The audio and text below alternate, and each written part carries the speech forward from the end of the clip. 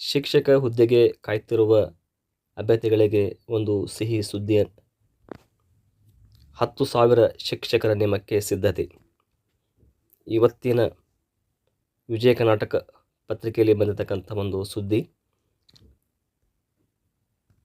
ರಾಜ್ಯದ ಸರ್ಕಾರಿ ಶಾಲೆಗಳಿಗೆ 10,000 ಶಿಕ್ಷಕರ ನೇಮಿಸಲು ನಿರ್ಧರಿಸಿರುವ ಶಿಕ್ಷಣ ಇಲಾಖೆ ಅನುಮತಿ ಕೋರಿ ಆರ್ಥಿಕ ಇಲಾಖೆಗೆ ಪ್ರಸ್ತಾವನೆ ಸಲ್ಲಿಸಿದೆ.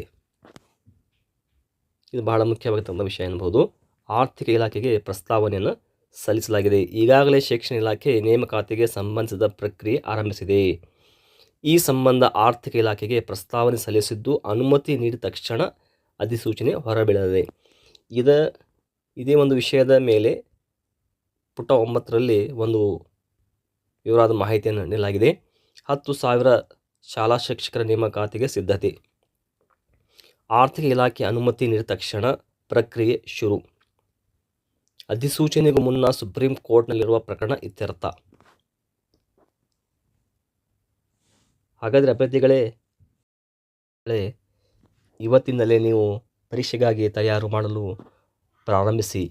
ಯಾಕೆಂದರೆ ಇದೊಂದು ಒಳ್ಳೆಯ ಸುವರ್ಣ ಅವಕಾಶ ಎನ್ನಬಹುದು. ಸುಮಾರು ದಿವಸಗಳಿಂದ ಶಿಕ್ಷಕ ಹುದ್ದೆಗಾಗಿ ಕಾಯ್ತಿರುವ TET ಅರ್ಹರಾದ ಅಭ್ಯರ್ಥಿಗಳಿಗೆ ಒಂದು ಒಳ್ಳೆಯ ಅವಕಾಶ.